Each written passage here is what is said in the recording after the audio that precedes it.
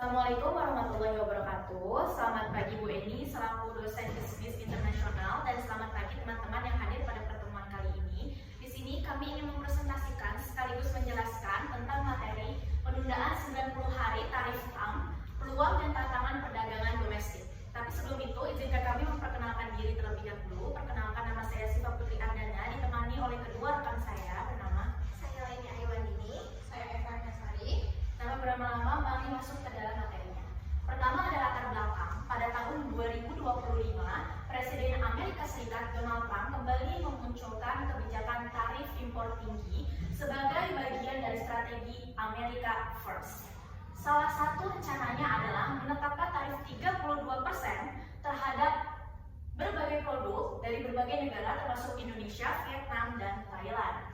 Namun menghadapi tekanan dari mitra dagang dan kekhawatiran soal rantai pasok global, Amerika Serikat akhirnya menunda pemberlakuan tarif tersebut selama 90 hari.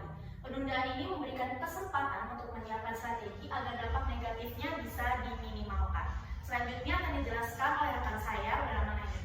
Selanjutnya ada penundaan tarif 90 hari. Apa itu penundaan tarif 90 hari? Penundaan tarif ini artinya selama 90 hari tarif impor tidak dinaikkan untuk sebagian besar negara kecuali Tiongkok. Tarif dasar 10% tetap berlaku. Masa penundaannya dari bulan April sampai Juli 2025.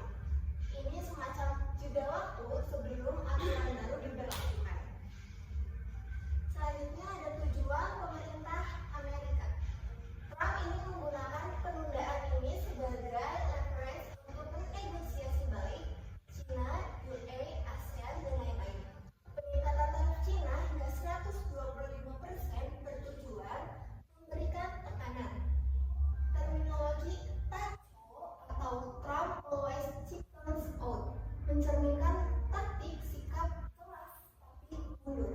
Terima kasih Leni. Selanjutnya akan dilanjutkan oleh rekan saya Eva. Selanjutnya yaitu peluang untuk perdagangan domestik. Yang pertama yaitu ruang negosiasi dan kesepakatan.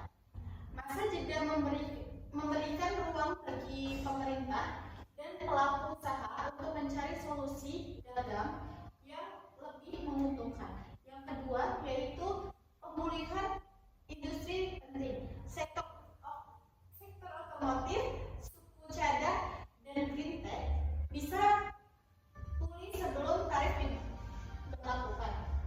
Yang terakhir yaitu kesempatan untuk perusahaan kecil.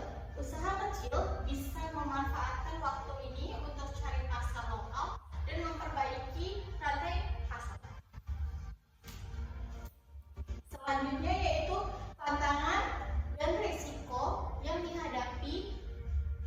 Yang pertama yaitu ketidakpastian kebijakan menyebabkan banyak pengusaha menunda investasi besar.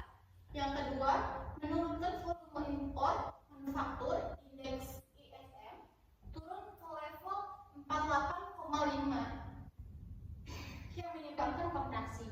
Selanjutnya yaitu masih bergantungnya rantai pasar global terutama pada China, alih lokasi China mahal dan ekspansinya lambat. Ya, terima kasih Eva. Selanjutnya akan dijelaskan oleh Mahda dan Meli.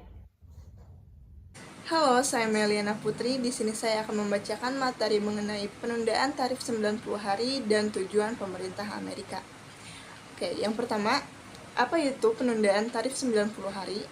Penundaan tarif ini artinya selama 90 hari tarif impor tidak dinaikkan untuk sebagian besar negara kecuali Tiongkok. Tarif dasar 10% tetap berlaku dan masa penundaan ini berlaku dari April sampai Juli 2025. Ini semacam jeda waktu sebelum aturan baru diberlakukan. Lanjut, tujuan pemerintah Amerika. Yang pertama, Trump ingin menggunakan penundaan sebagai leverage untuk negosiasi balik China, UE, ASEAN, dan lain-lain. Yang kedua, melakukan peningkatan tarif China hingga 125% bertujuan untuk memberikan tekanan. Lalu yang terakhir, terminologi TACO, Trump always chickens out, yang mencerminkan taktik sikap keras tapi mundur. Saya Meliana Putri, sekian, terima kasih. Baik, saya akan membacakan strategi domestik.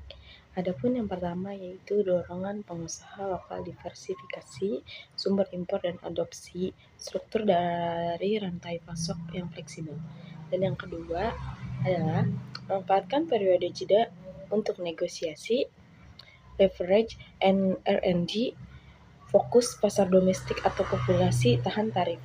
Dan yang ketiga adalah pantau perkembangan negosiasi sebelum di bulan Juli 2025 dan ditetapkan rencana kontingensi jika tarif kembali. Dan yang terakhir adalah dukungan advokasi hukum atau regulasi yang memperkuat stabilitas perdagangan seperti Trade Review XCT. Terima kasih atas perhatian teman-teman dan Ibu Eni. Kurang lebihnya mohon maaf.